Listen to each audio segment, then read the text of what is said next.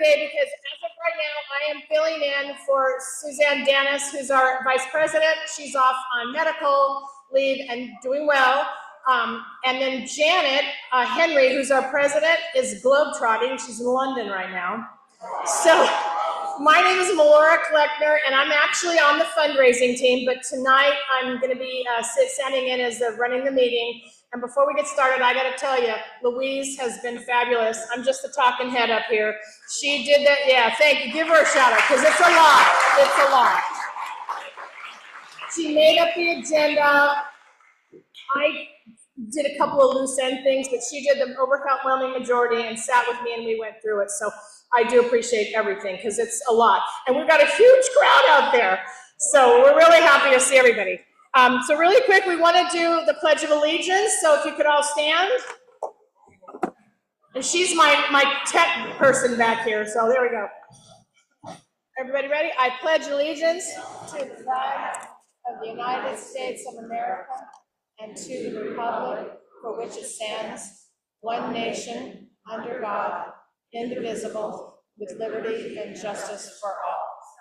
Great. Someday, yeah. Thank you. Thank you. Before we get started, I have to say, I think this is probably the biggest group we've ever had. What do you guys think? I do. So this is fabulous. And just so you guys know, I went to a meeting on Saturday with the Council of Clubs. It was representative from the whole county. We are not the only club. Most all of the clubs have a big spike. So I want to thank Donald Trump for being such a great motivator. So anyway, so before we get started, I just want to ask one question. If you are new tonight for the very first time, please raise your hand. If you're new for the first, oh my God. Okay, now I have a little more in the weeds. If you are new tonight for the first time, and you are from Laguna Hills, can you raise your hand? Yeah, very good. And the reason that I asked that is we've really done a push because we got looking at our numbers and we go, we don't have enough Laguna Hills people. So we've done a rally recently. We did last Saturday, we did canvassing. So if you showed up at the rallies, if you've helped with canvassing, if you are organizing anything, please raise your hand because that's huge. That's a lot of work. Great. And we're going to be having a house party for the Laguna Hills people. It's going to be at Phyllis. We raise your hand. There's Phyllis Roberts. She's one of our great members. Phyllis, how do they sign up for that? How do they sign up for that? No, how do they sign up? If they want to, like they're here tonight, they want to sign up. There's a mobile line. There's a link on the mobile line. There's a link on our website. Okay. If you want to sign up for the Laguna Hills house party. And that way you're going to get to know people. Okay. Very good. Okay. Will there be food? Yes, I'm sure there'll be food. Okay. All righty. Okay, so we have a special speaker here tonight. So what we normally, she's not here yet, but we will have her soon. What we normally do when we start the meeting is we have consent items, which the board goes over, and they've agreed on these things, and they're up there. I'll tell you what they are. It's our agenda that you all got. It's the fact that we have a quorum, the general meeting minutes, the treasurer's report, and then board announcements. And the two board announcements are the appointment of me as the temporary vice chair and the policy on promotion of non-club events. We have a lot of club events, but we're getting a lot of rallies and things going on that aren't necessarily attached to our club, but we want to give you the opportunity to participate. So we've adopted a policy for that. So what we normally do is we will vote on approving that, and then we just move on. If anybody has a question about anything, then we'll pull it off and talk about it. So just be aware that if you have a question about me being appointed as vice president, I'm not above nominating you to do it. Okay, so I need to get a motion? Yeah, I need to get a motion. Can I? So moved. Thank you. Thanks, Walt. Okay, is there any discussion? Is there any discussion? I scared you, didn't I? Okay, so all in favor say aye. Aye. Okay, that's passed. So we're halfway done with the meeting. That's pretty good, huh? Okay, so let's see. why don't we do, we should do the committees, right? Oh, Treasury, I'm sorry. Where's Ken? Oh, you want to come out and do the treasurer's report? No, he doesn't want to come out and do the treasurer. Well, here it is. So I don't think we've ever had that much money before, so that's pretty good. And I'm going to give a shout out to my hardworking field fundraising team over there, which I'm normally a part of, which is why I'm wearing my apron. So, and we appreciate everybody stepping up. Okay, so after that, we'll go on. See, if anyone sees Louise try to leave, somebody tackle her, because I can't finish this without her tonight. So, okay, so then we'll go to the committee reports, right? Okay, let's do membership. Anita, are you, okay, come on up. Anita Alverson, she's one of our newer team leaders here and doing a great job, so come on up. I know. It's not there are worse problems to have than 300 people in the room, so.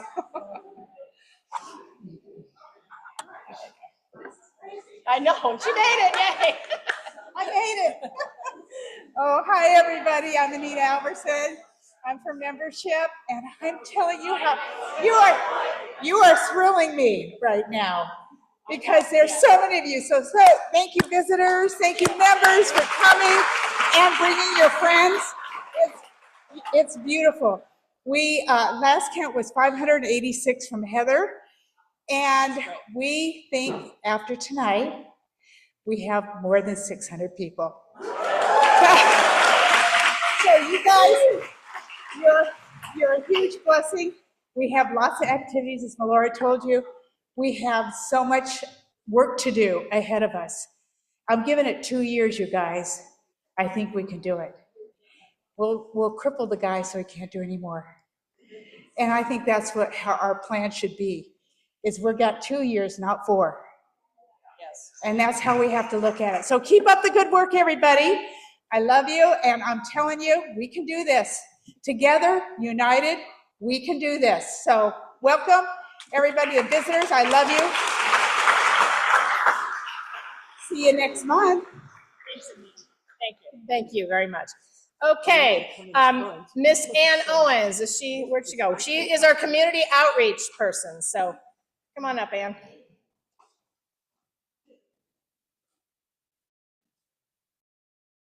Number one, I want to thank you all for those of you who are new, and there's a lot of new people here tonight. We have a community outreach program, and every month we do a collection for a nonprofit in Orange County that is deserving, because Democrats' job is to help people who can't help themselves. And so this particular month, it was for the Ronald McDonald House at Mission Bay Hospital. Next month is going to be for Wise Place, which is one of the few places in Orange County where homeless women, who probably 90% are abused, can come and find shelter, find support, and find a place where they can belong and get them back on their feet. So thank you very much. Usually there's like just in front of the name tag table, I have usually a setup there with some bags and stuff. So that's where you drop your things off when you come every month, okay? And if anybody has any suggestions for other places that you think would be good to donate to, I'd always am open to new ideas. So thank you very much.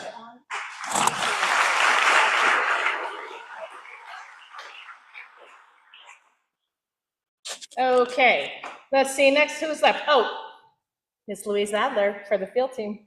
Come on up, Louise. And keep it short, okay? Actually, I'm going to do it from here. Hi, I'm going to do it from here because I can see my computer. So these are pictures from the rally in Laguna Hills, which was awesome, totally, completely awesome. How many of you were out there? Woo-hoo! Okay, and my favorite, the shark. I don't know who she is, but that takes a lot of guts to run around with that shark costume on. And she kept moving. we were worried that people in Laguna Hills didn't know that there were Democrats around. After that rally, they knew. Okay, so we walked last Saturday and we knocked on 1,220 doors in 3 hours and talked to 22 voters. We had well, when you knock on the door, nobody's home. We talked to a lot of Ring doorbells and we left literature at every house. But the ones we did knock on had a very positive response. So I'm going to ask Anne, who was one of the people who was walking, to come up for a minute. Because if you look at that little table, when the walkers came back, we asked them to tell us how it went. How did they feel about it? And you can see that nobody had a door slammed. Nobody, just only one person, a little neutral response, but wanted to talk, quite a few. And the people they did talk to were very happy to see them. So Anne's going to tell you about that, and then I'm going to ask you a favor. So this is not the first time we've done this, and I know it can be very intimidating if you've never done this before.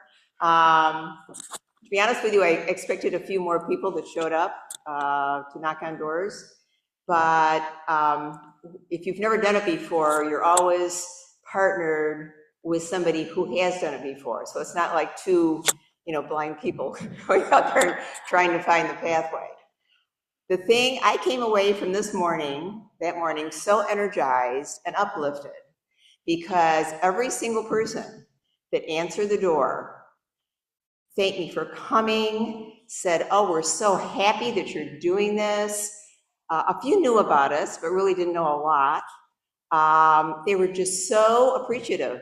And we talked so much that we couldn't even finish our route. I had to go back yesterday morning and finish my 50 people because we had such long conversations. We had 15, 20-minute conversations with some people. And that, and you want them to talk. They want to talk. They want to talk, and you want them to feel heard.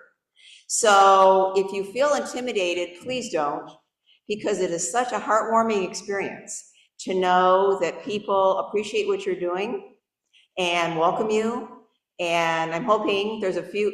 How many people are here tonight that we knocked on your door Saturday or left a card? Is there anybody here? Oh, 1, 2, 3, 4, 5. Okay, a few. Okay. All right. So it's not as scary as it seems. It's really, really heartwarming to feel so embraced when you find your own people and that you let them know that you're there to listen to them and help them.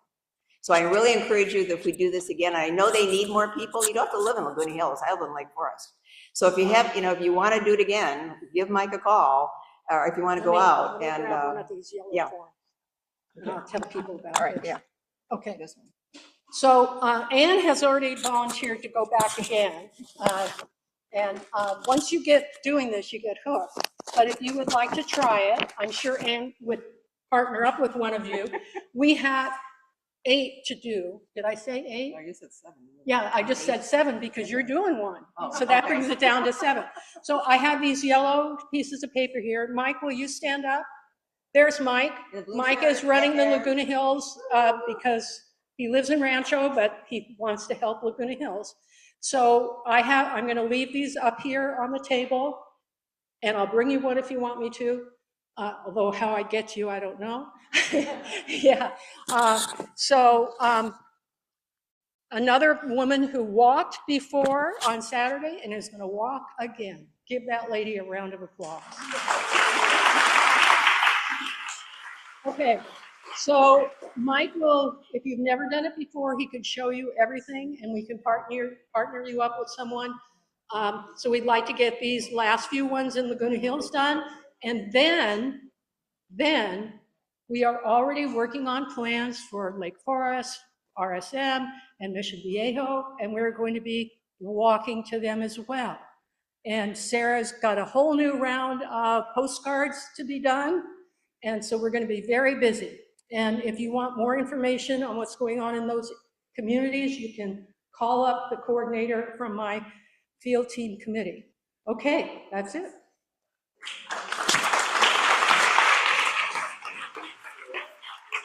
I will say this, where the postcards are great, phone calls are great, but I will tell you, it's, the most effective is knocking on doors and talking to people. So it figures that the most effective is what's the most I should scary. also give Cindy a shout out because we did something we've never done before. She texted every person whose door we were going to knock on the day before to say that we were coming. I think we are the only club, in fact, That's I scary. don't know of That's any excellent. other campaign that's ever done it. And we did have, Linda May reported in her area that somebody actually came to the door and said, I got your text.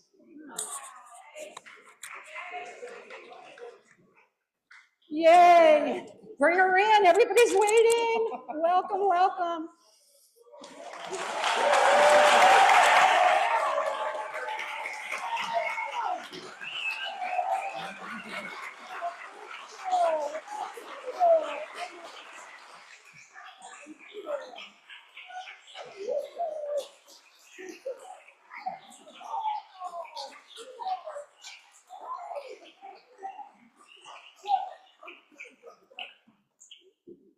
Okay, even though she's already made her entrance, I'm going to read my little deal. We have a special guest with us tonight, a great friend of Canyon Dems, our former U.S. representative from the 45th and 47th District. She's now running for governor of the 4th largest economy in the world. Our great state of California. We know we do not have a king, but we sure do have the queen of the whiteboard, Katie Porter.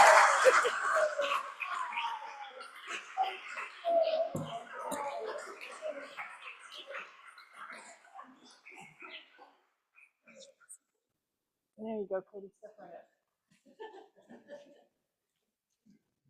Well, I really appreciate a couple of you coming out to listen. Wow! Look around you in Mission Viejo, California.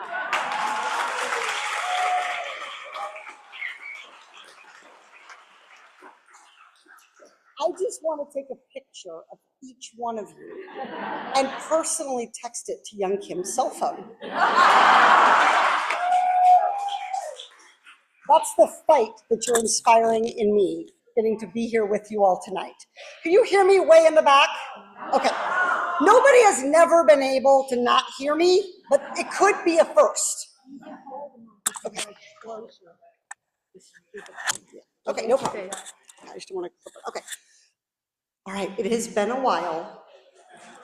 So if you don't know who I am, I'm Katie Porter.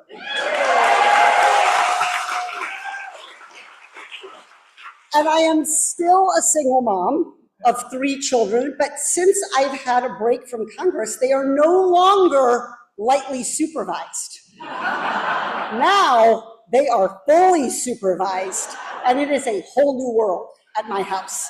I got my start in public service as a consumer protection attorney, helping to fight for California, taking on big banks who had cheated families. And so I have a strong background in consumer protection. I returned to teaching at the University of California Irvine Law School. And so I managed to chew off the entire lid of a red pen this spring, grading those kids, but nobody got an F. And if you've seen me with the whiteboard, you can imagine these kids had a little trepidation when I called on them about what was going to happen. I am not a career politician. Many of you were in this room or had me in your homes when I first started running for politics, when I first started running for office. That was 2017. It was only 8 years ago. Now, when you're in Congress, time goes slowly. So when I tell you that I'm not a career politician and I was only in Congress for 6 years, that, let me tell you, it felt like 60. But the truth is I spent 45 years doing other things, like being a mom, like being a consumer protection attorney, like being a professor. And part of my work as a professor is to think about why families can't make ends meet. What's hard for them financially? And I took that kind of sense to Congress. Why can't people make ends meet on what they're being paid? Why is healthcare unaffordable? Why is housing so expensive? Why is the government not seeing what people need in our community in terms of childcare and senior care? So as a kid, I never, ever thought I would run for office. I mean, I really felt like I had a face for an appointment, not for an election, you know? But in 2017, when I saw Donald Trump threaten California, threaten our rights, threaten our economy, scare my children, I decided to step up. And I launched that first ever political campaign. And boy, the pundits did not think we could win. Do you remember? They were so wrong. So wrong. So for all those who are saying it will be hard to beat Young Kim, sure. You think Mimi Walters just left voluntarily? No, we beat her ass. And that's exactly what we're gonna have to do to get the representation that you deserve here in the 40th. So thank you to all of you who are out there, who are protesting, who are calling her office, who are talking about what this community needs, what families here need. She needs to hear from you, and we are going to have to be loud to make sure that we can hear her. She can hear us and that we're able to get what we want. I have a track record of taking on the Trump administration. I can't believe I have to do this shit again. So maybe some of you remember when I grilled Trump's housing secretary, Ben Carson, about foreclosed properties that are called REOs, and he thought I was talking about a chocolate sandwich cookie. I was reminded of this today when I saw that Homeland Security Secretary Kristi Noem thinks that habeas corpus is the right to deport people. She really should stick to those airport announcements about real ID. So you've seen me go toe-to-toe with Trump's CDC director to get free COVID testing for every single American. And that's the trust in government. That's the making people's lives better. That is exactly what government needs to be doing more of. When people say, what should Democrats do now? The answer is not hard. Make people's lives better. I've only been motivated by that one thing. And that's exactly why I'm running to be your next governor.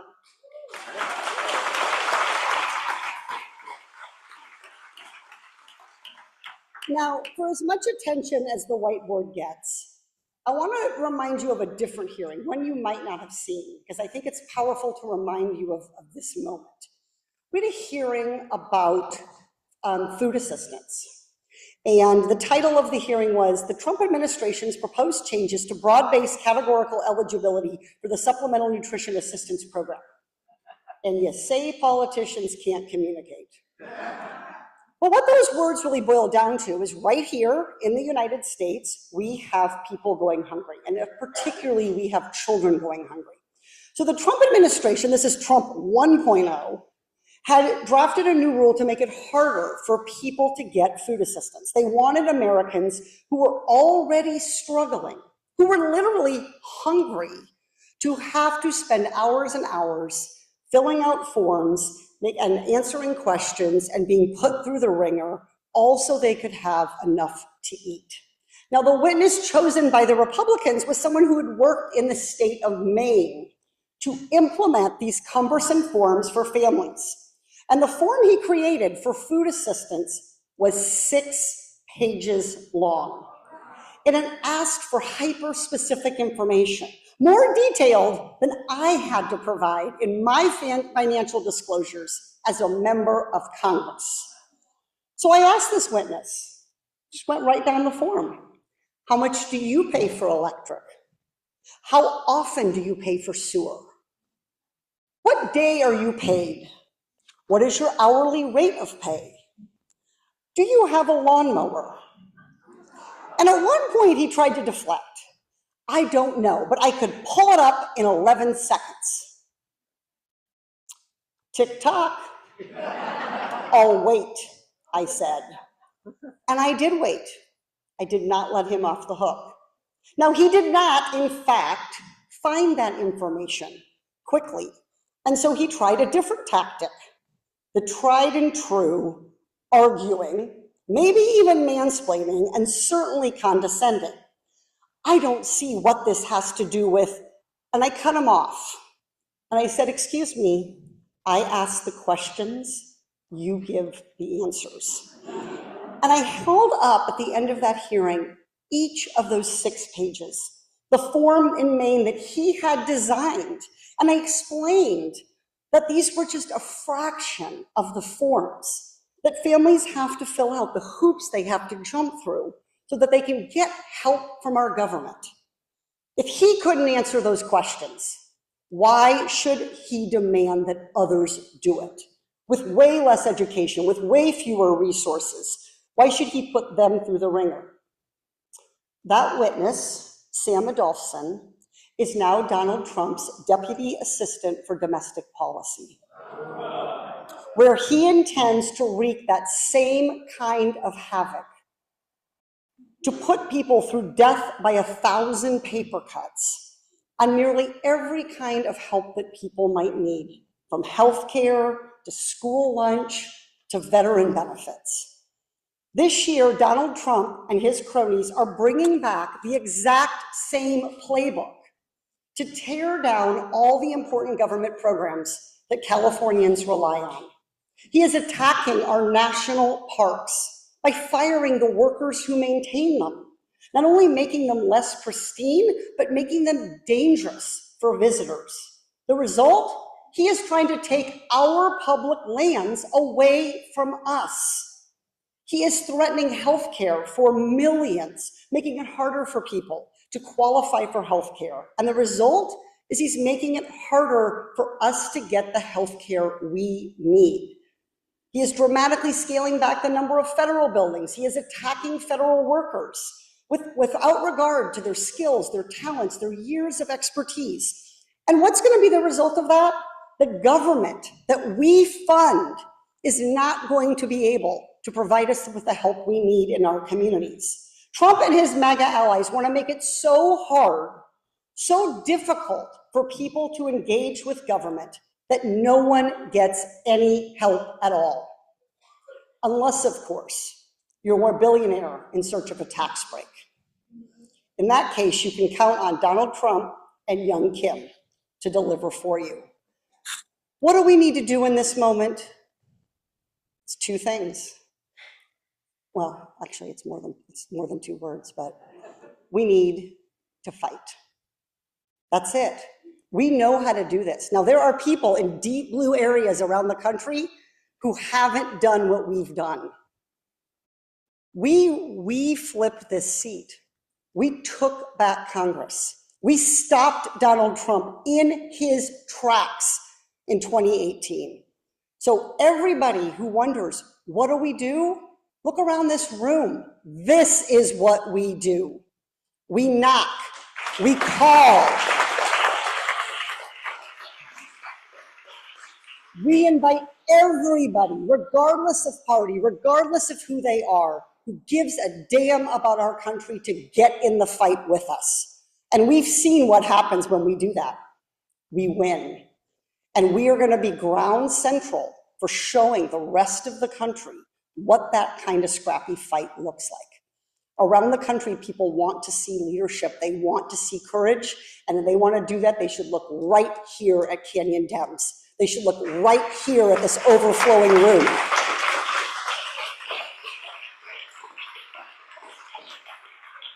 I've been traveling around California in my run for governor, and I want to tell you, people are ready to fight. This narrative that Democrats are giving up is a bunch of bullshit being pushed by those who want to enable Trump. Everywhere I go, the grocery store, Costco, my daughter's play, wherever I go, the airport, people say the same thing. We want you back fighting. We need fighters. What can we do? How can we get engaged? What would you recommend for me? And you all are doing the most important thing by coming here tonight, by finding community, by finding strategies to get things done. And that's exactly what I want to do as your governor. Now, some of you may have heard this sort of debate.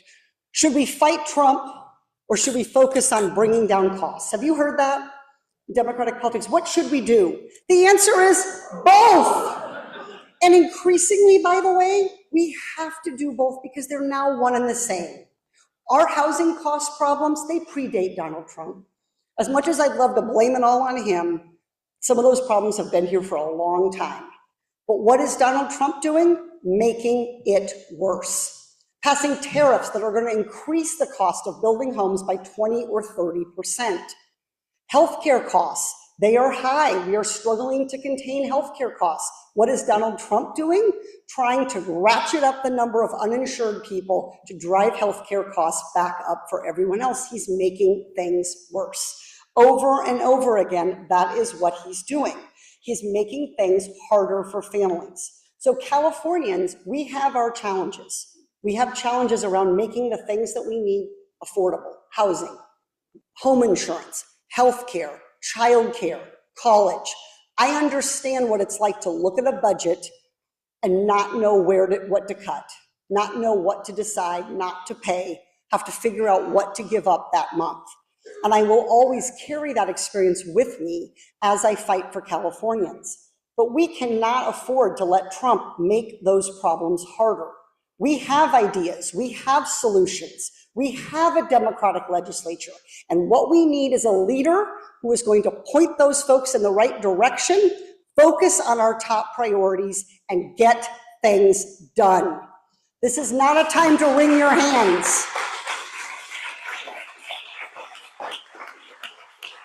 This is not a time for self-doubt, and as sure as hell is not a time for excuses. This is a time for California to take a hard and honest look at our problems and take a hard and honest look at what we need to change in Washington and in Sacramento to fix them. That's what this governor campaign is about for me.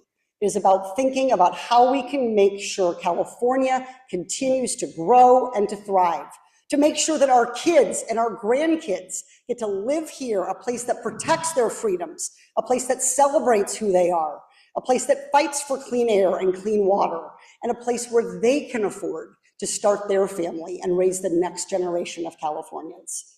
I am all in on this governor's race. This fight is so important, not just for California, but for the entire Democratic Party. California needs to be the model of how Democrats communicate and how they deliver. We need to help rebrand and re-energize Democrats all around this state. And I cannot do that without the help of the people in this room who know exactly how you make change. They know exactly how you elect different people and how you change strategies and how you fight. So I am so excited to be here with you, to be on the campaign trail with you over the next year and a half. I wish it would come even faster. Year and a half. I can't wait to canvass. I am so excited to be in this fight. But we need to make sure that our next governor is somebody who doesn't just have good policies, doesn't just have a good heart, but they have good politics. And if there's one thing I learned over and over and over again, winning these tough elections in Orange County, it is how to message in a way that breaks through, how to message in a way that gets people to vote who maybe don't, how to message in a way that gets people who maybe have voted for a couple of Republicans for a couple of decades to turn out and vote for a Democrat. That is the energy we need at the top of the ticket in 2026 when we elect me governor and we defeat Young Kim. Thank you so much.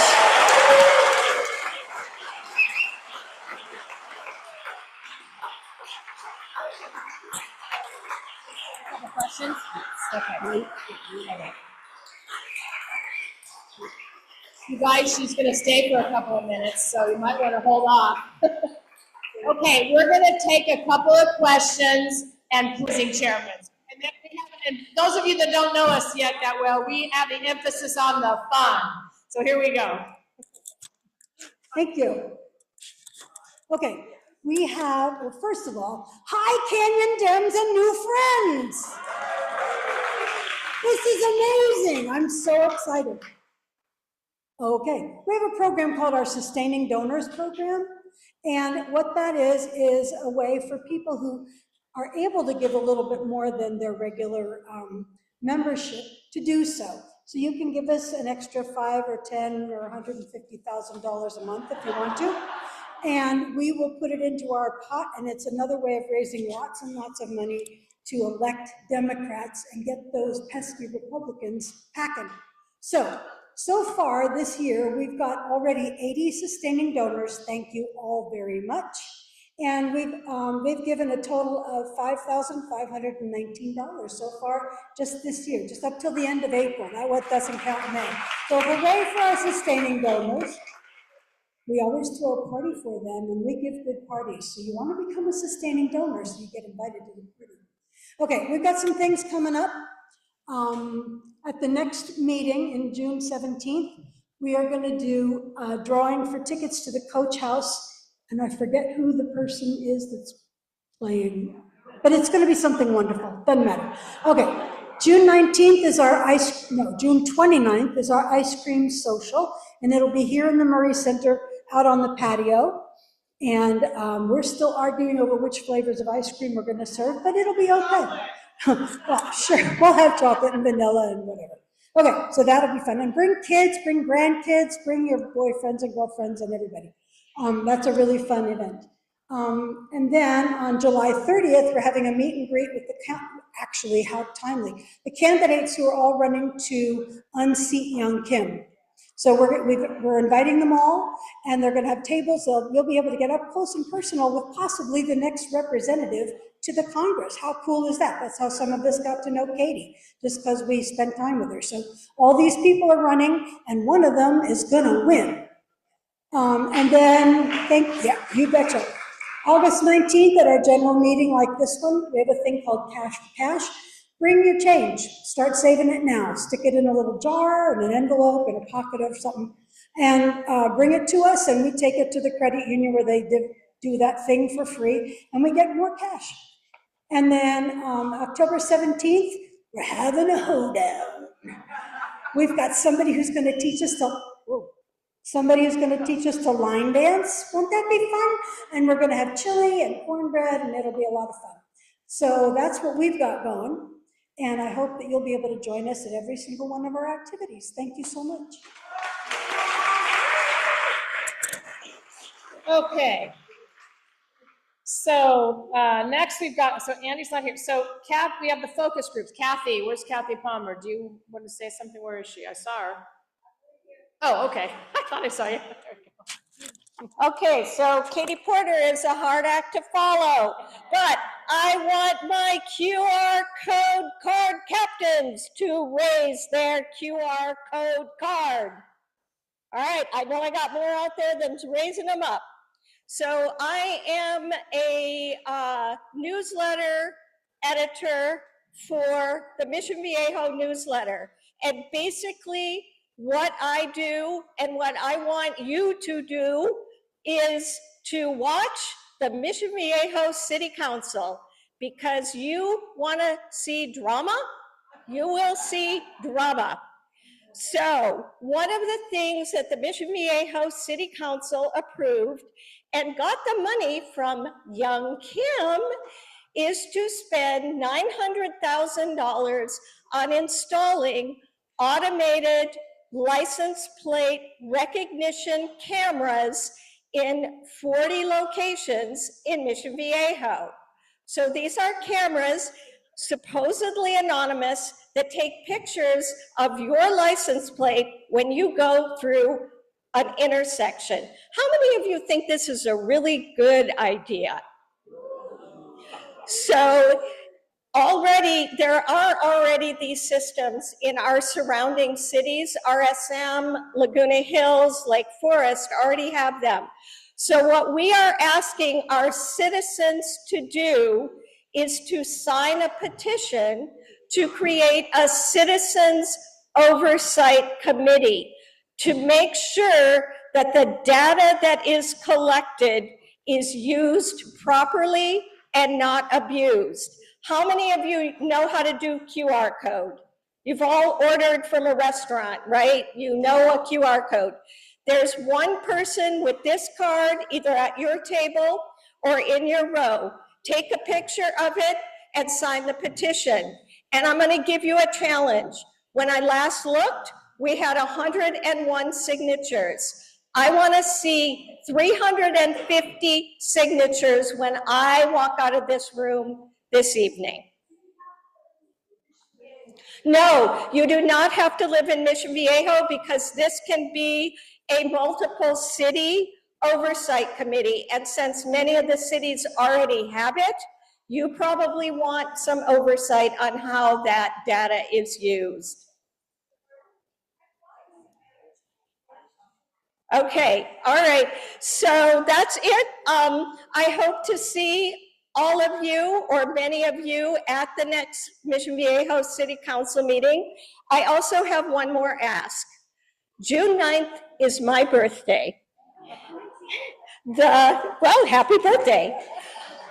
The Mission Viejo Planning and Transportation Committee is meeting on June 9th to consider a proposal by a developer, the Horowitz Company. The developer has slid in under the wire to, it's a long story, but anyway, the developer has submitted a proposal to build apartment buildings at where the Burlington Coat Factory is. He is proposing 5% affordable. Mission Viejo passed a law 1 month after this proposal was submitted to require all developers to include 15%. The proposal is a done deal because it's on our housing element. But what I want people to do is the community to turn out and advocate for more affordable, for 15% affordable. That is a perfect location, next to Saddleback College, next to the hospital, next to the mall. Where are these people going to live on the salaries that they make? The least this developer can do is provide 15% affordable for workforce housing. So that will be your birthday present to me on June 9th. Thank you. And Andy represents Lake Forest. She just got here, so come on up. Thank you, Melora. Hi, I just came from the Lake Forest City Council meeting, and I have to tell you it's exhausting. How many are here from Lake Forest? Oh, God bless you all. Why weren't you at the meeting? Because Katie Porter was here, of course. I don't blame you. Anyway, we fought for the Boys and Girls Club that they gutted. They actually gutted. So I'm really tired, and I just got here, and if I stumble, I'm sorry. But what happened was, last meeting, the council decided to, without public input, to take money away from the Boys and Girls Club and allocate it to other programs, other 501c3s. And I'm not disputing that they don't deserve the money, but we do, but the Boys and Girls Club does too. And we were outraged. And fortunately, I had some young families show up at the city council and speak. And this is the second time they've come and done that. And I'm so energized by the fact that the youth are coming out, and they're challenging our city, and I love it. And I want you to know that we need you there too. It's so important to get involved. Some people think city politics, oh, boo-hoo, we don't need that. But you do. You do. This is where you can actually see things happen, and you can take action, personal action. When you're dealing with the federal elections or the state elections, that's so remote from us. We still do work for them. But when you're working locally, it's a whole different thing. It's a whole different feeling, a whole different avenue. So I encourage you to all please get involved in your city council politics, your city focus groups. Here's all the information you need. Write it down, get in contact. Sign up for your online for your city focus group or community newsletter. I keep forgetting what we are. We changed our name. Anyway, I want to thank those that came out tonight and then ran over here. And I just want to give everybody a heads up for being here. This is a great crowd. Thank you.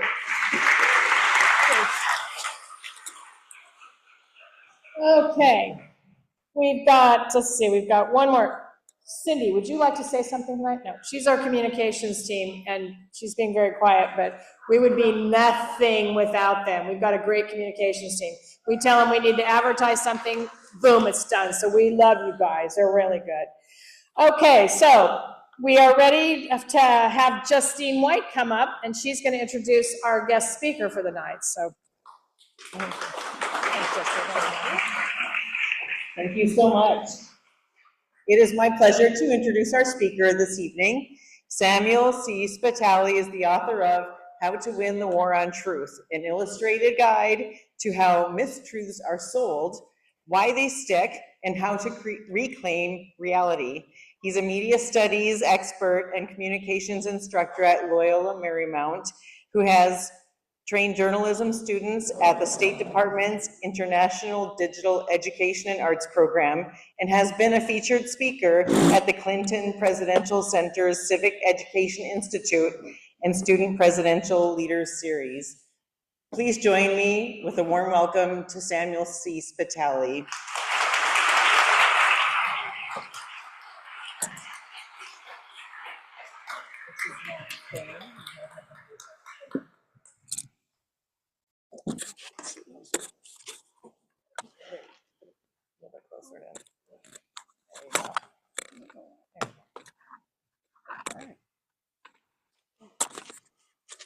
All right, I'm gonna, let me hold it up more. All right, let's see. It doesn't, Nope, it doesn't stay up. it doesn't stay up. You know, I've got like, I'm gonna have my hands full. Okay, so let's see. All right. All right, I'm also going to be clicking. got to point it over here. Oh, this is going to get complicated here. All right. Is it on? Oh, no, here we go. All right. Oh, that went pretty quickly. Okay.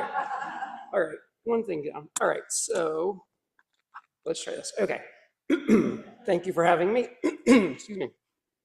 I'm Samuel C. Spitali, author of How to Win the War on Truth, an illustrated guide to how mistruths are sold, why they stick, and how to reclaim reality. All right, I have to click two different things at one time, so I'll try to not lose my place here. So, as Americans, we encounter anywhere from 4,000 to 10,000 media messages a day. We've never had more access to information, yet few of us can differentiate the news from the noise, and there's a hell of a lot of noise. What was supposed to be the information age has instead become an age of misinformation. From welfare queens to WMDs, climate change to critical race theory, and the war on drugs to the war on Christmas. Much of what Americans believe is more mistruth than truth, and that's by design.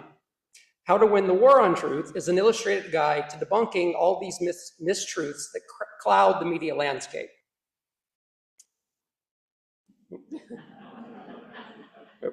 So it exposes the secrets of media manipulators in the ongoing battle to get inside our brains and sway public opinion. In short, it's a crash course in media literacy to help us become more savvy media consumers.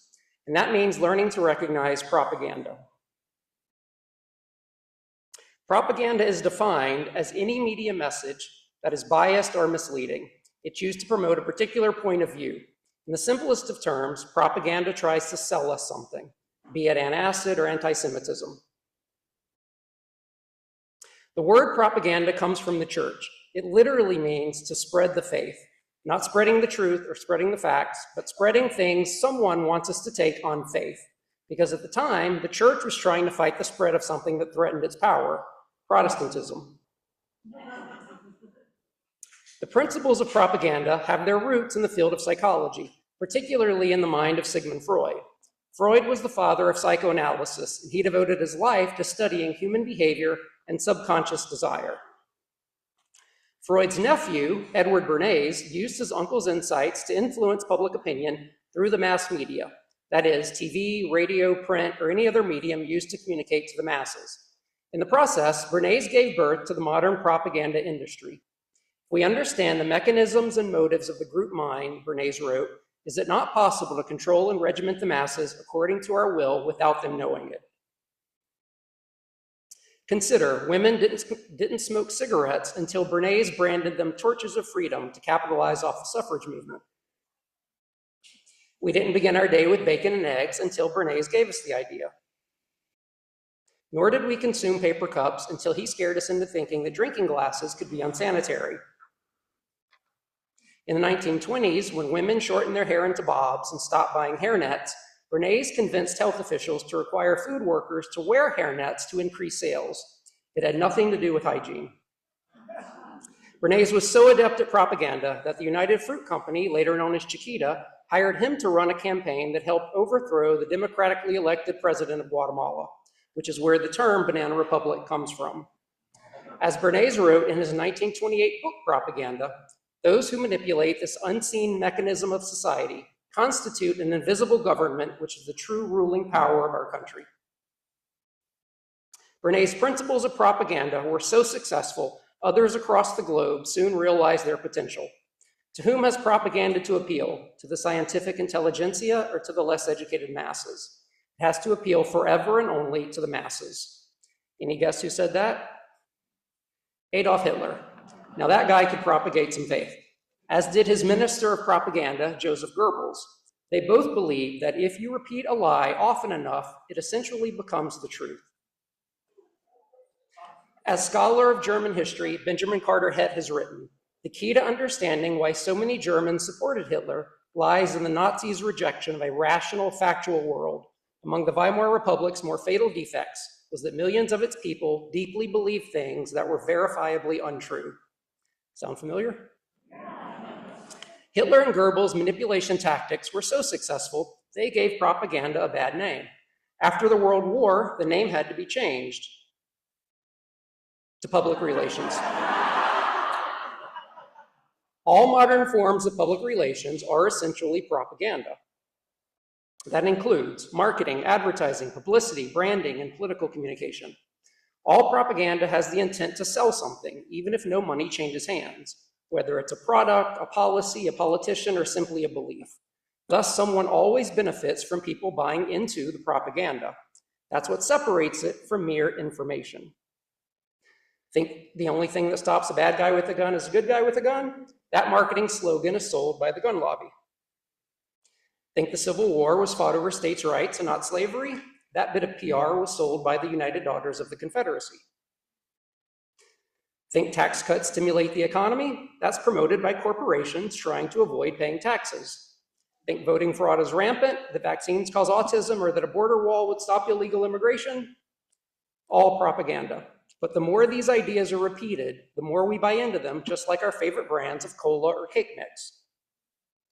When there was only traditional media like radio, TV, newspapers, and magazines, it was somewhat easier to identify which messages sought to inform and which were trying to sell us something. But today, those lines have never been more blurred. Media outlets that call themselves news are some of the largest disseminators of propaganda. The main reason for this is deregulation, most notably the Reagan administration overturning the FCC's fairness doctrine. It had required that news broadcasters present controversial issues with equal airtime for both sides of an argument. Thus, partisan programming had previously been unlawful. But after the fairness doctrine was struck down in 1987, right-wing shock jocks flooded the radio almost overnight with one-sided commentary, like Rush Limbaugh, who went into syndication within a matter of months. For long, conservative voices on talk radio outnumbered liberal voices by a measure of 10 to 1. In 1996, Australian media mogul Rupert Murdoch, who had been cozying up to Reagan with fawning press coverage to grease the wheels of media ownership in the US, partnered with former Nixon political strategist Roger Ailes to bring this talk radio format to television. Their brainchild was Fox News, a propaganda outlet disguised as a news network, which is why surveys consistently show that their viewers who watch Fox News know less about current events than those who watch no news at all. And then along came the internet, which democratized the sharing of information as well as propaganda. The internet has become our primary source of news gathering, and now all that noise threatens to overwhelm actual news. Thanks to smartphones and social media, the problem is only exacerbated because all that noise can travel faster and further than ever before. In fact, fake news stories spread about 6 times faster than real news stories. When it debuted, social media was heralded as a democratic tool that helped launch the Arab Spring. However, since 2010, democracies around the globe have been backsliding, even in countries that participated in the Arab Spring uprisings. The internet, with the help of social media, has created an information environment that's devoid of gatekeepers and full of self-reinforcing echo chambers, easily exploited by bad actors, as anyone with a Wi-Fi password and a grudge can generate propaganda. As political scientist Barbara F. Walter has written, as social media penetrated countries and gained a larger share of people's attention, a clear pattern began to emerge. Ethnic factions grew, social divisions widened, resentment at immigrants increased, bullying populists got elected, and violence began to increase. So why did this pattern emerge when it did? In 2009, Facebook introduced the like button, allowing them to track the type of posts most popular with their users. Then Facebook, Google, and YouTube began using a new algorithm based on those likes. This new algorithm didn't show viewers the latest posts from their family or friends, but content based on stuff they previously liked, in the hope of increasing user engagement. Because the more users engage with online content, the longer they stay on those platforms, which means more advertising dollars to those social media companies, gathering more and more of our behavioral data about those users and our interests. So what type of content do users most engage with? To quote Barbara F. Walter again, it turns out that what people like the most is fear over calm, falsehood over truth, outrage over empathy. People are far more apt to like posts that are incendiary than those that are not, creating an incentive for people to post provocative material in the hopes that it will go viral. With the introduction of the like button, individual Facebook users were suddenly being rewarded for posting outrageous, angry content, whether it was true or not. Therefore, the most engaging content were posts that activated negative emotions, like anger, hate, outrage, and resentment. The greater the arousal, the more likely users were to share those incendiary posts. That's because negative emotions are significantly more powerful than positive emotions, what cognitive scientists call our negativity bias. They activate our fight or flight response, which is part of our evolutionary hardwiring that makes us keenly responsive to danger. It's a shortcut in the brain that essentially overrides critical thinking. So when our fight or flight response is activated, we fail to think or reason, only to feel, which leads us to type an angry comment or share an indignant post without bothering to question the information. So those algorithms never show us less emotionally engaging content. In order to keep us online, they are programmed to show us content that is more and more emotionally heightened.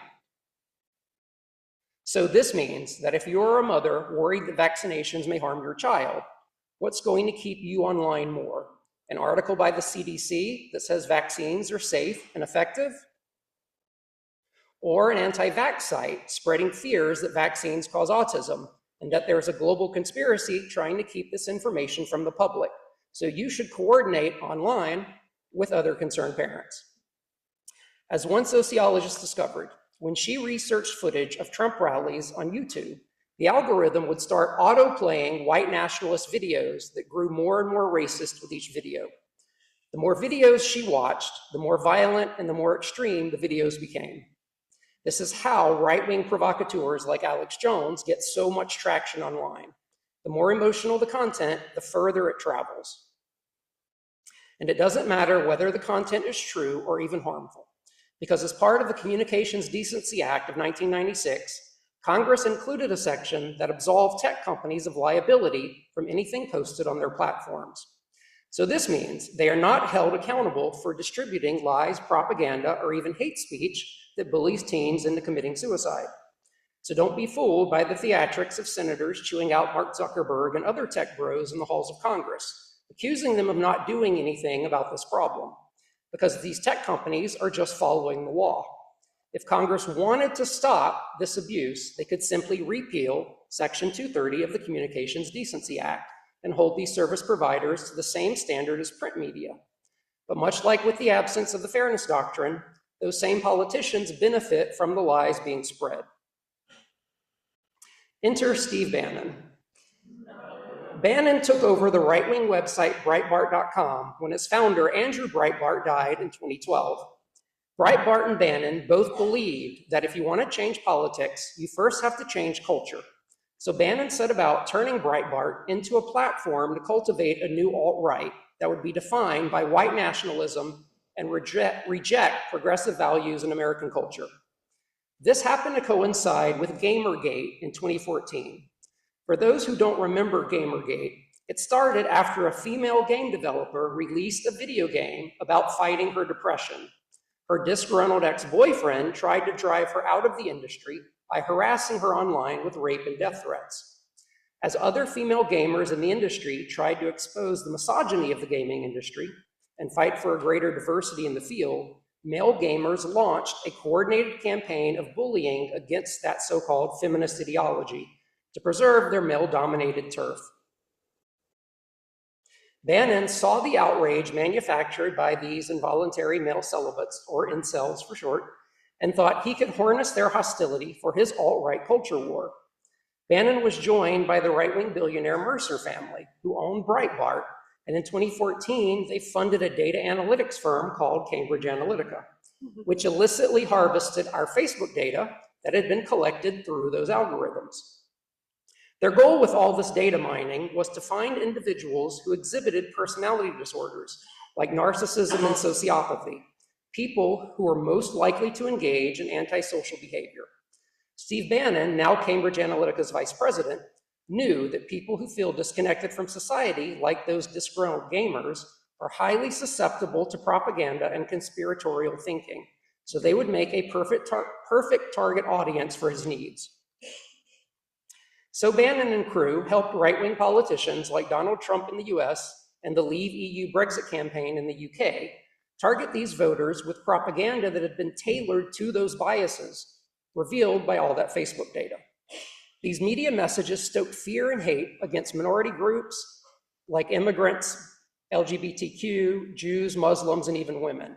Basically, anyone perceived as different by the dispossessed white male. They experimented with ways to provoke their bigotry and even encourage them to organize around these grievances. They also targeted African Americans with anti-Hillary propaganda to discourage their voter turnout in the 2016 election and to push them to vote for a third-party candidate like Jill Stein. These divisive messages were amplified by the Internet Research Agency, a troll farm set up by the Kremlin in 2013, whose mission was to use social media to influence public debate in foreign countries by stoking existing tensions to sow discord and weaken democratic institutions. During the 2016 election, Russia's own disinformation spread to at least 126 million people on Facebook, with over 76 million likes and comments, and at least 20 million people on Instagram, with over 187 million likes and comments. And Russia sent at least 10 million tweets on Twitter. Russian operatives targeted conservatives with posts on immigration, race, and gun rights, and they sought to undermine participation by Black voters by extensively spreading misinformation about the electoral process in media sites that were especially used by African Americans. Fake Russian accounts targeted everyone from NRA members to the LGBTQ community, from Black Lives Matter protesters to Texan secessionists. Russian accounts even organized a series of Trump rallies that supporters attended, and one of Trump's sons retweeted a post from a Kremlin-operated account on Election Day. These bad actors, from Bannon to Russia, succeeded in radicalizing isolated young men with more extremist beliefs, just like Fox News has done to America's aging population. Fox has long employed several of Adolf Hitler's key propaganda directives, particularly appealing to negative emotions, repeating falsehoods, and directing anger at an adversary, the same tactics Bannon used through Cambridge Analytica. When the world shut down during COVID-19, we became more isolated, spending more time online, which only worsened the problem, and gave people a lot more stuff to be angry about, especially since cable news and social media drummed up outrage over COVID protocols. Once an online information silo is established, whether it's scrolling through Fox News posts on Facebook or watching Chris Rufo videos on YouTube, it's reinforced by the algorithm, And that algorithm is going to keep showing you stuff based on what you've already seen and agree with, not stuff that challenges your viewpoint. This even holds true when it comes to, quote, doing your own research, because our belief systems shape the algorithm, which shapes our search query results, which in turn just reinforce those beliefs. Which is why if I search on Google for, say, critical race theory, I'll probably get an academic article from a law school where it's taught, because I'm always researching scholarly articles. But someone who follows Chris Rufo or Fox News will be led to a page by the Heritage Foundation full of racially coded fear-mongering. Or if I Google information on vaccines and autism, I'll likely get an expose debunking the myth. But a conspiracy theorist will be led to a site that reinforces their conspiratorial beliefs. Right-wing media is full of conspiracy theories and propaganda. In fact, it is its defining feature. Research shows that most mainstream media outlets share an interconnected web of content that is consistently faithful to the objective standards of journalism, but that right-leaning outlets create a media ecosystem fueled not by journalists, but by shock jocks and conspiracy theorists who traffic in rumor, innuendo, and outright propaganda to reinforce their ideological brand narrative. Now, that's not to say traditional media hasn't failed us miserably in the age of Trump, because they most certainly have. But often it's because they've platformed those partisan propagandists and amplified their lies instead of puncturing them, all in the name of so-called balance. Or it's because they've routinely failed to platform nonpartisan experts to cut through the noise and contextualize what's really going on. Or because they've failed repeatedly to hold the powerful accountable. I could go on, but that's a whole other presentation. The point of all this divisive propaganda is that wannabe authoritarians and their enablers are using social media and other information systems to divide the electorate for political gain by appealing to racial, ethnic, or religious differences, pitting men against women, straight against gay, natural-born citizens against immigrants, or Christians against Jews or Muslims. Dividing the population into an us and a them is a defining feature of fascism. We are the real Americans, white, Christian, hardworking taxpayers. They are illegal immigrants, refugees, welfare recipients, drag queens, Muslims, Antifa, or any other powerless scapegoat that's turned into a dangerous enemy. By dividing people into tribes of us versus them and then dehumanizing them, we don't have to feel bad about how we treat them. Which brings us to another defining feature of fascism, political violence. Because all that anger stirred up online does not stay online. It can lead to violence in real life, just like it did in the 1990s when talk radio's hate-fueled anti-government commentary helped provoke a white power militia movement of violent extremists, like Timothy McVeigh, amongst others. Today, the radicalization happens on the internet. One study found that towns with higher than average Facebook use reliably experienced more attacks on refugees. This held true in virtually any sort of community, big or small, affluent or struggling, liberal or conservative. Wherever per person Facebook use rose by one standard deviation above the national average, attacks on refugees increased by about 35%. Since 2016, threats against members of Congress have increased tenfold, and white nationalists have attacked Jewish synagogues, burned mosques, engaged in mass shootings of immigrants and African Americans, drove vehicles into peaceful protesters, plotted to kill FBI agents, and the list goes on and on. Even launching an insurrection at the US Capitol. The number of FBI investigations into white supremacist and anti-government terrorism tripled during Trump's first term to become the #1 terrorist threat in the US, dwarfing the number of ISIS cases. Social media and misinformation have been weaponized to appeal to our biases, divide us for political gain, incite violence, and manipulate us into supporting people and policies that work against our best interest, which is why propaganda exists in the first place. To help sell us beliefs that benefit someone else. In my book, I go into detail about the 5 main characteristics of propaganda, like how it ignores the full picture in favor of simple black and white narratives that appeal to our unconscious cognitive biases, to evoke negative emotions like fear and outrage, that divide us into market segments of in-groups and out-groups for the economic benefit of the power class. But since we don't have time to go into all of these in greater detail, I will leave you with 3 things to look for when encountering dubious media messages. Number 1, Propaganda nearly always appeals to negative emotions. By triggering a negative emotional reaction, media manipulators override our critical thinking. And no emotion overrides critical thinking more than fear. Like fear that drinking glasses might be unsanitary, fear of a home invasion that prompts you to purchase a handgun, fear that vaccines cause autism, or fear of immigrants bringing drugs or crime. By riling up negative emotions like fear, propaganda ensures that people fail to think, only feel. Fear, like anger or hate, translates emotion into motion, moving people to act on that fear, like buying a handgun to feel safe, even though it makes us 3 times more likely to die from a gunshot wound, or voting for politicians who want to limit immigration, even though immigrants are far less likely to commit crime than native-born citizens. So if it's scary, be wary, because a raw appeal to fear is used to cover a lack of evidence that a real threat exists. From making people think Haitian immigrants are eating cats and dogs, to scaring people into thinking drag queens are grooming our children. Because if you don't have facts on your side, you cannot rely on logic or reason. So you must appeal to emotion. That's how politicians get people to reject policies that would otherwise benefit them. And that's why emotional appeals are a hallmark of partisan media. Traditional newscasters didn't used to show emotion when delivering the news. They were trained to be objective and detached from their subject matter. Think of Dan Rather, Walter Cronkite, Edward R. Murrow.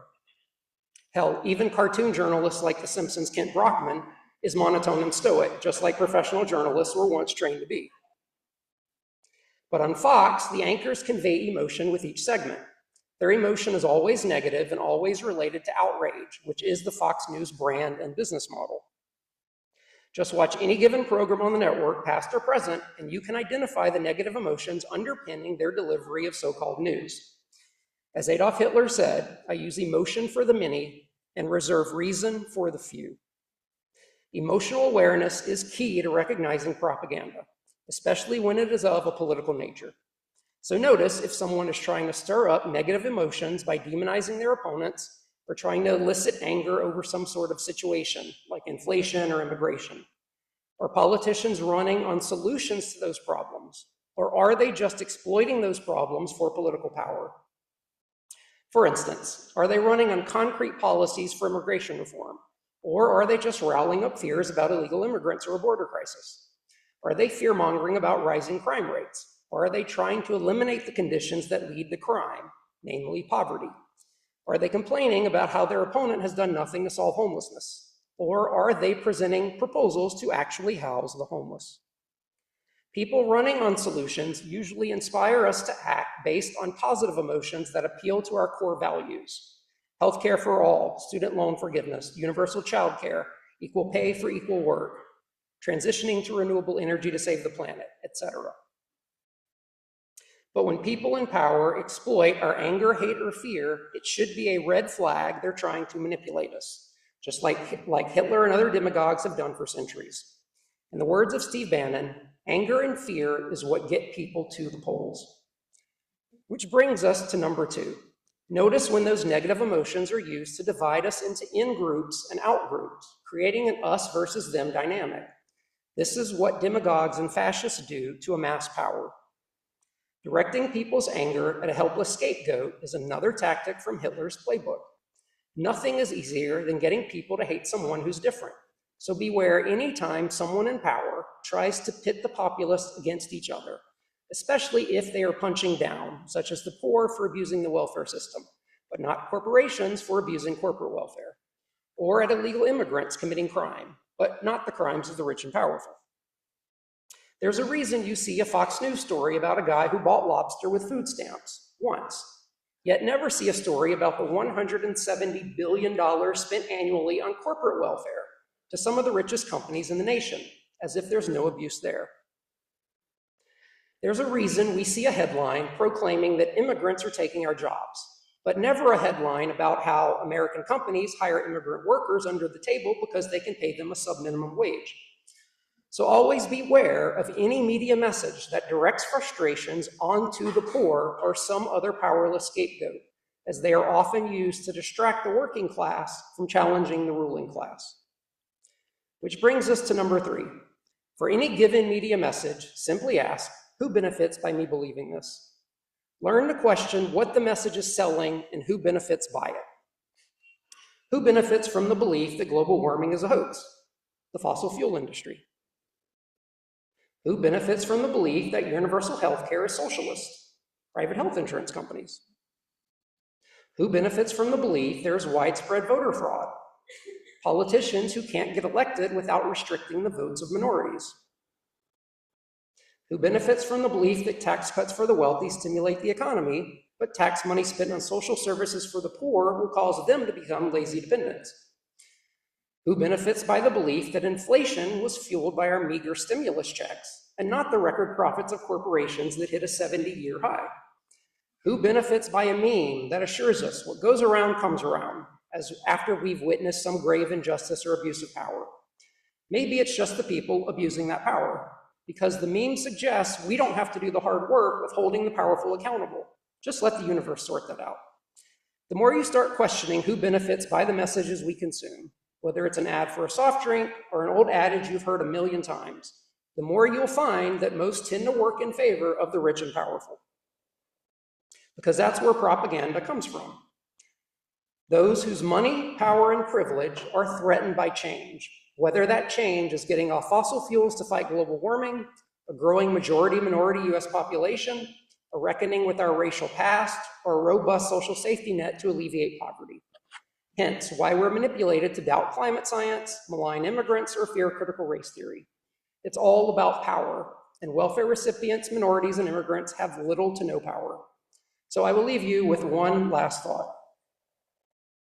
To understand any problem in society, always look at who benefits by it and not who suffers from it. Thank you.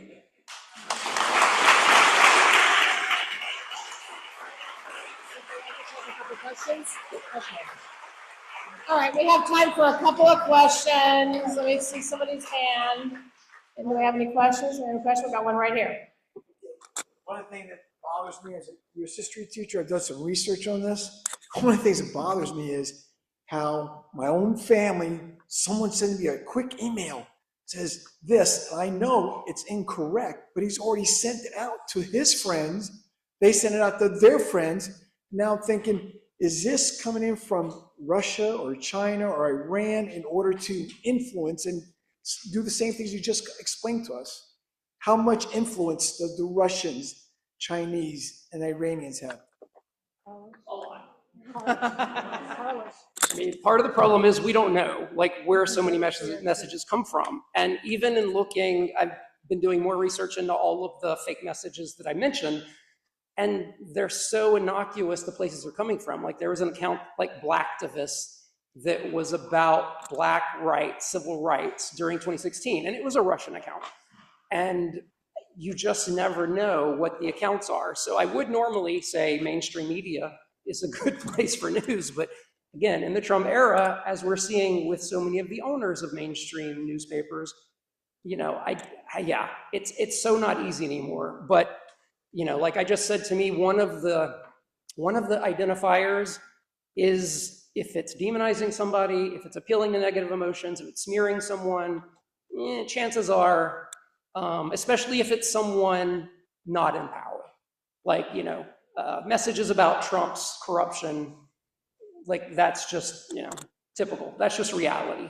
But if you're seeing a minority group demonized, or if you're seeing, you know, someone who's given their life to social services or civil rights or something like that, you know, that's when you got to be more questionable, because chances are somebody or something's just trying to smear them. But I have the same problem. Every time I go home, I'm from Louisiana originally, and all of my family believe bullshit. Like, I mean, that's literally why I wrote a book, is because all I was doing was arguing with them after 2016. Literally. In fact, one thing I forgot to mention is I have books here for sale afterwards, but do we have any educators or resource librarians or anybody like that in the audience? We have a few. So my publisher actually has forgot to click this one too. My publisher actually has a teacher's guide or a class guide. So like, it's a graphic novel, so like San Diego Unified uses it in high school. And anyway, so if you are an educator, my website and the publisher's website has a teacher's guide that you may find interesting. Next. One more question right here. Thanks, Gabby. Well, speaking of kids and teens, my sister has two teens, and how can parents, I mean, they sort of monitor, but you know, I mean, my niece learned how to make jewelry online, but my nephew sort of gets some of the more adventurous things and goes down the rabbit hole. And I know that in the media for things like movies and TV shows, there's a huge group of people that are specifically saying all these negative things and making money by it. And then all of their followers, whenever you say, no, I liked Star Wars, I liked Lord of the Rings. Oh, well, you're a shill. You're making money. And I'm like, is there an ad in his video that you just watched? Yes. No, he's making money on lying to you. So the question is what can we do to make sure kids who don't have the experience can start to figure out what's not real and what is being monetized? And I love your response about the who benefits from this, but how do you explain that to a 15-year-old? Yeah, I usually tell people, you know, podcasters are not news sources, like number one. Influencers, celebrities, those are not people that are information providers. Those are people that are selling you them, or they're trying to sell you an opinion or something. You know, I would love to say, oh, you know, this media you can rely on. It's just not often the case anymore. As we've seen with Bezos and the Washington Post and CNN, I was talking earlier, has just really gotten bad. And so, yeah, I would say the younger they are that you can teach them media literacy, you know, not just my book, but any media literacy class, if they have it in school, the younger they are, then the more they can see these things. Once they come across these messages, they're like, oh, that sounds fishy, or that doesn't sound right. You know, there are such, to me, there's such obvious patterns now when I see them. And I tried to, you know, outline what I feel like are the most common ones. But yeah, it's tough, especially with kids, because you don't know what their digital footprint is. Because whatever their digital footprint is what's determining what they're seeing. So if they went down one rabbit hole, if there was a conspiracy theory, if there was whatever, then Google is more likely to show them that. I just read a book that was really mind-blowing about how when you hear politicians, especially right-wing politicians or conspiracy theory people, say, do your own homework, they know if they're listed, so if, let's say it's Alex Jones telling his audience, do your own homework, they know that that audience, because they listen to Alex Jones, Google knows that. So when you do the Google search for your own homework, it's gonna send you to the bullshit sites. And so it's tough to know if your kids, you know, if you do a Google search and your kids do a Google search for the same thing, notice if it's sending you to the same places or if it's not. And because very often, even when I do Google searches, I can't find the bullshit because that's not something I ever go to. Like I have to really kind of get creative to find it. Because again, our history, you know, the people I follow, the people, the research I do online is usually debunking that kind of stuff. So you really don't know what your kids are going. You kind of need to see the, you know, play with their search engines and see. Who's it recommending on YouTube? YouTube's a good one. Because if they watch Alex Jones, then it's going to send them all these other hate mongers and conspiracy theorists.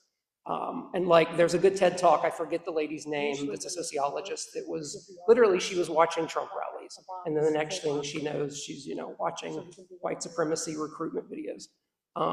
Because YouTube knows, YouTube knows the audience. So yeah, it's so not an easy, you know, I wish there was a silver bullet like, oh, this, but it's so complicated. As an outline in the book, you know, it's part media literacy, it's part psychology. it's understanding our biases, understanding what we want to believe, what we're likely to believe, what need is the conspiracy theory or the bullshit serving often, and that's what I have to think about with my family a lot. You know, they're born and bred Southerners, they've been in the South their whole lives, so you're not gonna really change their opinion on when you see the implicit bias, their implicit racial bias coming into place sometimes. And so, yeah, you know, you have to know what you can change and what you can't in someone.